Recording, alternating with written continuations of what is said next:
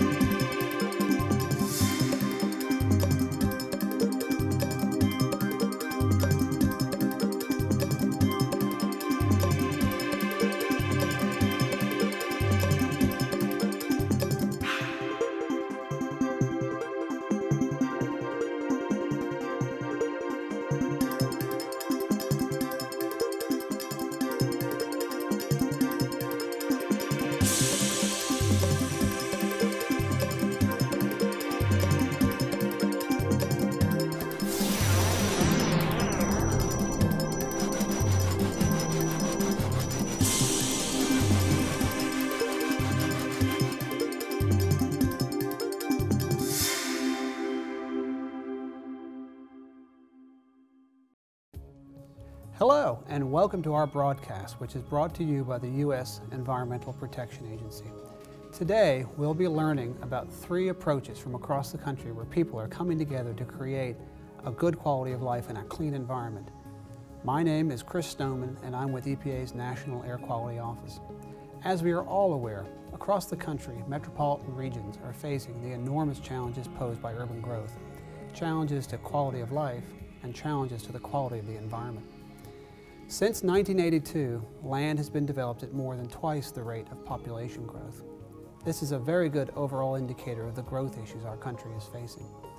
Associated with this growth are challenges to the quality of life we would like to enjoy. And these challenges include the ability of a region to continue to attract economic development, to maintain the amenities people expect in their communities, to maintain an efficient transportation system, and to ensure the availability of affordable housing. There are also significant challenges to our environment. Air quality concerns such as particle pollution and summertime ozone, which both have a serious impact on public health, and pollution runoff into streams and lakes that can have a negative impact on our water quality. Today's broadcast features initiatives from 3 regions across the country that are working quite successfully to meet these challenges in search of both a better quality of life and a cleaner environment. The 3 initiatives are from the greater Salt Lake City, Utah area, Envision, Utah, from the San Jose, California area, the Silicon Valley Leadership Group, and from the greater Charlotte, North Carolina region, the Sustainable Environment for Quality of Life Initiative, or SEQUEL. These efforts represent 3 excellent examples of how local leaders from all sectors can come together across a region to help shape the future of their communities. And they were also selected for this broadcast because of their differences, the things that make them unique. Over the course of our broadcast, we will describe these 3 initiatives in more detail. One last note, as part of EPA's mission to protect public health and the environment, we are very interested in supporting and promoting the work these 3 communities are doing. And that is why we are so excited to be sponsoring today's broadcast. After we learn more about each initiative, we will have approximately 30 minutes set aside for your questions. Representatives from each of the initiatives will be available to answer your questions. Here's the information you need on how you can send in your questions, either through fax, email, or by phone. Our toll-free call-in number is 888-228-6736. The email address that you can use is open@ncmail.net. And the fax number available for you is area code 919-715-3569. Our first segment is on Envision Utah, which covers the greater Wasatch area of Utah around Salt Lake City. Envision Utah, a nonprofit entity, serves as a first-rate model of the use of extensive grassroots public outreach and scenario planning techniques to achieve consensus on a vision to protect Utah's environment, economic strength, and quality of life for generations to come, what they refer to as their quality growth strategy. Let's sit back and listen.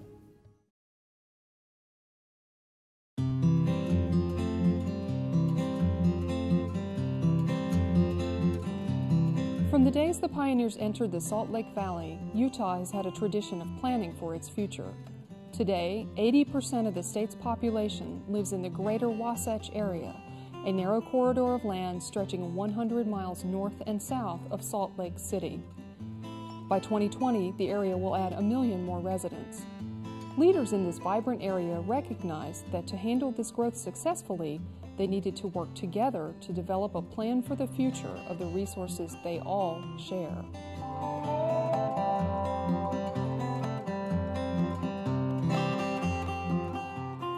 People come to Utah, they see these beautiful wide open spaces and they assume there's lots of room for us to urbanize, to grow into. And in fact, about 80% of the state of Utah is actually state or federally owned. And so the amount of land along this mountain range that we can actually grow onto is a little over 1,000 square miles, and we're already inhabiting a good portion of that. And so Utah is a very urban state, I think the 6th most urban state in the United States. The greater Salt Lake area is challenged by having inversions in which the pollutants are held into the valley. If you compare that with right after a storm has come through and you have the fresh air that's blown the pollution out, it's quite a remarkable thing in the difference, and people notice it and people care about it visually. They can also feel it. When we're polluted here, it's very hard on the lungs. There's no question about it. Many people are, of course, the old and the young and those that have special problems. It's a real challenge. And almost 80% of the people in the state live along this narrow corridor within about 100 miles north and south of Salt Lake. And we have to deal with our concerns and issues and growth patterns as an urban area. It makes us very much like other more dense areas around the country that are facing the growth challenges. That creates some real issues in an urban environment. Transportation issues, air quality issues, the ability of people to afford a home, good jobs, protection of these beautiful mountains that are a draw for many of us that live here. These are significant challenges, and they can only be addressed with a cooperative regional approach. Utah has gone through a number of economic cycles, and as we were in the 90s and the economy here was booming, we had a lot of people moving to the state. And I think for the first time, people really started to feel that the quality of their life was in jeopardy. And so they saw the costs of living here going up, and they saw the quality going down, and people began to ask for the first time the question, do we really know where we're going? And so as we looked at the challenges of growth, we decided we ought to get busy and decide where we wanted to be in the future. So there are problems that have arisen that clearly go beyond city lines, and a way needed to be found to bring all of these parties together, the state, agencies, the counties, the cities, the private sector. That way was Envision Utah. Founded in 1997 by the Coalition for Utah's Future, this public-private partnership began its work not by developing a plan, but by facilitating a dialogue among residents of the greater Wasatch area. Well, we out here in the West are kind of an independent lot and don't always take well to having government do the planning for us. So we recognized at Envision Utah that we needed to take a different approach that worked in a conservative Western state. I think the most unique thing that Envision Utah did at the outset was to ask, who are we and what do we really care about? What do we want in our future? We did that with a very sophisticated tool called a value study, an in-depth understanding of what really motivates people to live here, to like living here and to want to stay here. That values analysis has been the driving force in our choices of scenarios to study, of the choices of strategies to pursue in the region. The effort being to really create the kind of place that people would like to have and that would best satisfy their needs and wants as we look towards the future. We did a baseline. That was the first thing that we did when we were doing the quality growth strategy. And that really scared a lot of people when we said there will be 1 million more people here in 20 years.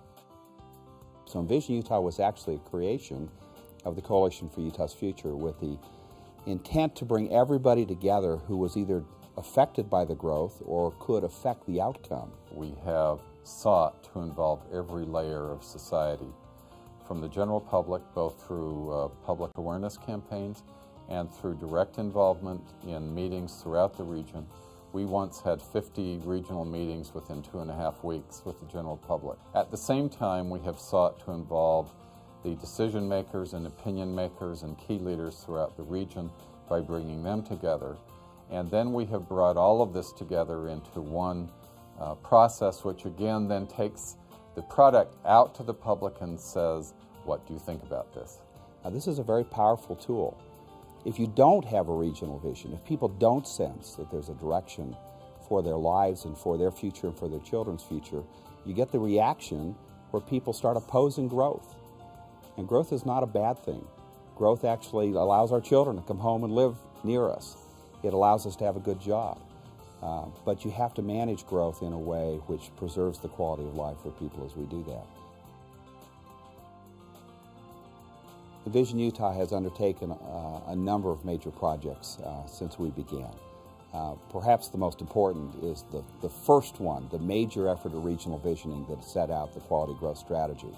The quality growth strategy relies on local implementation and regional coordination to preserve critical lands, increase mobility and transportation choices, enhance air quality, and maximize public infrastructure investments. So from communities as far north as Brigham City down to Payson in southern Utah County, we've been involved in visioning exercises to help them develop general plans that would work for their communities. We were involved with Tooele County in developing a general plan for that area that the County Commission adopted wholesale into their county plans. Another area that has been quite interesting is the concept of transfer of development rights. It's a concept that's been around for probably 40+ years around the country, but has not been really implemented in Utah until the last 2 or 3 years since Envision Utah has promoted the effort. And so 9 of the cities along the Great Salt Lake came together, formed a group, worked with Envision Utah to develop a plan to actually transfer development rights away from the lake and to preserve that beautiful area around the lake that's so important for habitat. This place, this valley with its great lake we call the Great Salt Lake, is the major migratory bird stopover for the birds each year as they go from Canada to Mexico and back. And preserving that habitat and that beautiful shoreline was a critical issue.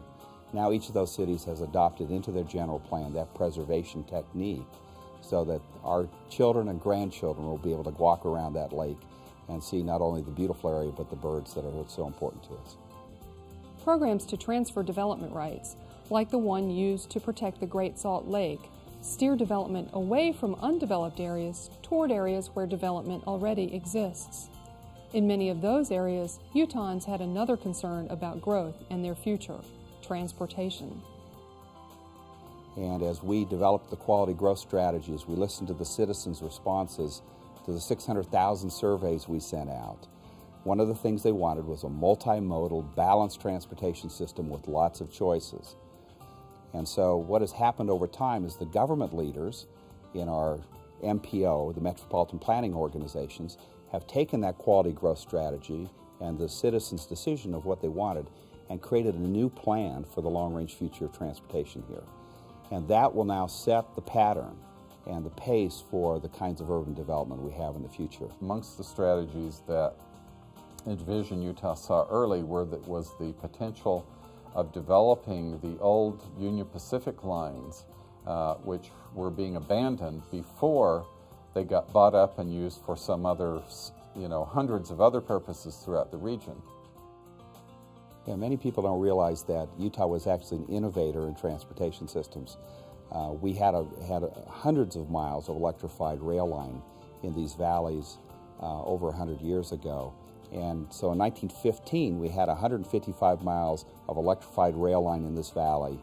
And we hopefully will get back to that level in about 10 years as we're building a very successful light rail system and a commuter rail system. Our most ambitious project right now is Wasatch Choices 2040. This is a partnership with the metropolitan planning organizations that cover Weber, Davis, Salt Lake, and Utah counties. Those MPOs have partnered with Envision Utah to conduct a public process to get input in developing the transportation plan for 2040. This is a federally mandated plan. And we've set up a series of 13 workshops in those counties and have worked very closely with each of the cities in those counties to invite community members, invite the general public to come to workshops and spend 2.5, 3 hours poring over maps and putting down their ideas of where different types of transportation ought to go. Well, that in turn then has produced the possibility of major future commuter rail between Utah County to the south and Weber County to the north, as well as light rail spurs, and then building the bus system around that, feeding into that system. We have buses that do run on natural gas. We have some of our communities run their vehicles, that is, the municipalities run their vehicles on natural gas. So I think we have a really creative and innovative and progressive community. Also, as part of that process, we have them look at land use and have given them a set of chips that represent different housing types. And those chips also represent the projected population in the valley by 2040. So they have the task of fitting these chips somewhere on the map, and they soon find that we don't have a lot of land left. And they're able to switch out different sizes of chips and different densities and put their ideas of where we ought to be on the board. From there, we're going to take their ideas, synthesize them into 3 or 4 scenarios, refine those maps, and then use their ideas to inform the transportation planning process. And when we look at challenges ahead, we think that those challenges are best addressed at a regional level. Economic competitiveness, transportation, housing, all of those things. So we have tried to help the communities coordinate those plans through the broader transportation planning, through the support of the counties, so that we can have a system that works. I think perhaps the best and most important tool for regional visioning is using scenarios. They're like crash dummies. They're a look at what the future might turn out like.